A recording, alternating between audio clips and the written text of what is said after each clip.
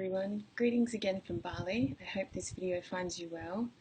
Thanks so much for all interaction with the last videos. I really appreciate it. And I'd like to hear more anytime that you're ready. So what I've been processing this week is still around this topic about trauma, but I'm wondering, what is it that even makes an event in our life traumatic? What is the recipes of emotions or the factors involved that actually make that event so traumatic for us? So I can look back into my own life and I can see when there's times that maybe an event should have been traumatic, it seemed to have the right recipe, but it doesn't hold any charge for me. And I can look back on events that seem so small and minuscule and shouldn't really have any charge around them, but yet I hold them so deeply in this space of possibly trauma. So the definition of trauma is a deeply distressing or disturbing experience. But surely our own definitions of deeply distressing and disturbing are different and vary from person to person. So what I mean by when an event has a charge is that when you go back and revisit it in your mind, you get triggered into an emotional state. You have some kind of emotional response. So that event is charged, possibly whether it's positive or negative.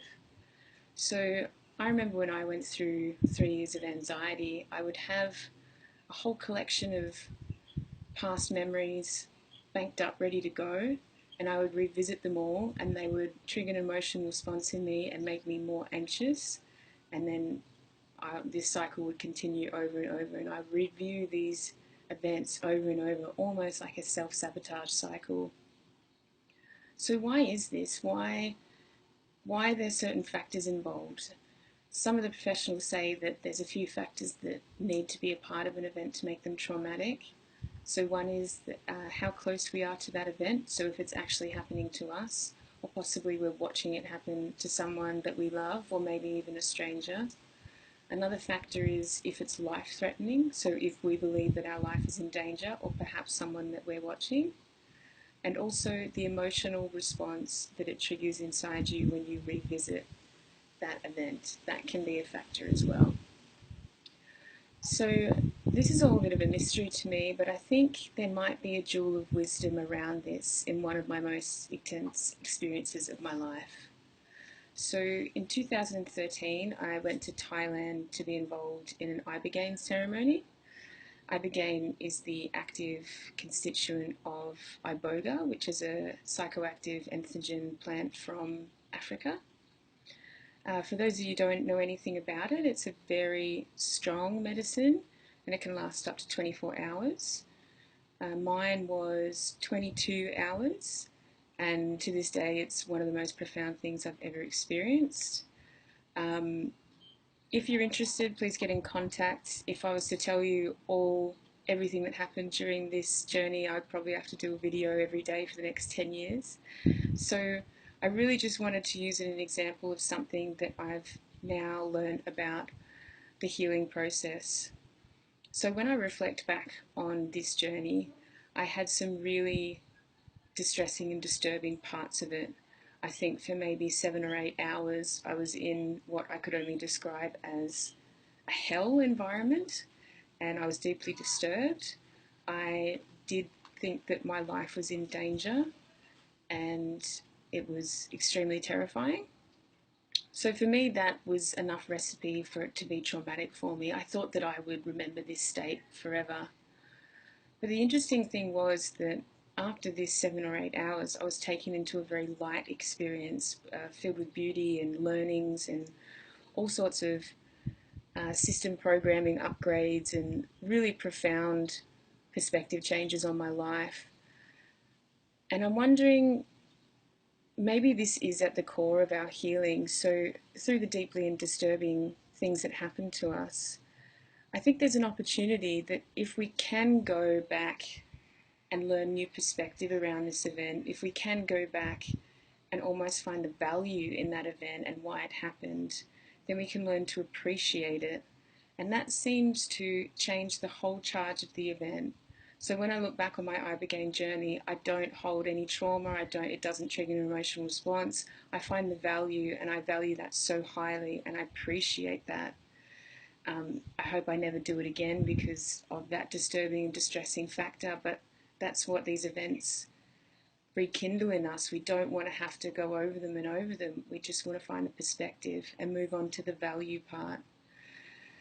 And I think appreciation is really important. It seems very far-fetched to think about appreciating some of these things that have happened to us, but if we can learn to love them because they set us on the path that we're on, then I think that might contain a beautiful part of what healing is really about. So when I really think about the things in my life that have happened that I've gained perspective on, that I have learnt from, that I have appreciated that they've happened because I can see so much value in them, they're the ones that have no charge anymore. And there's a few processes and techniques that can help you with this process of healing. One of them is called soul retrieval. Soul retrieval is used by a few different healing modalities, but primarily the shamanic practitioners use soul retrieval. They believe that when a deeply disturbing event happens to you, a part of your soul breaks off and starts to exist inside that event independently from you. And that's the reason why you keep on going back to revisit it, because you're longing for that part of your soul that is stuck in that event existing. And I really like that analogy. It makes sense to me, but it also means that possibly when we go back to fetch that part of our soul, which soul retrieval does, we get an opportunity to look around and possibly to find anything in that event that we missed when we were there. And that might entail some of the golden knowledge that might be there for us. So what I'm putting forward is that what if all the things that happen to us, the deeply disturbing things in our life, actually contain this golden jewel of information that is vital for our evolution personally, from person to person? And what if the charge around those events are simply indicating for us to go back and to heal that seed event that seems to set up all these patterns and all these reactions? So I'd really like to know what you think about this. Maybe you've had your own healing journey and you've gained perspective on something that was really hard for you at the time. Please do share if you've had a successful healing around this sort of stuff and you'd like to let everyone know that it's possible. Soul retrieval is something that I do offer in my life coaching sessions, so if you're interested, please get in contact. And yeah, I'd love to hear what you're thinking and feeling around that. So thanks again for seeing me in my vulnerability, and I'll speak to you soon. Thanks. Bye.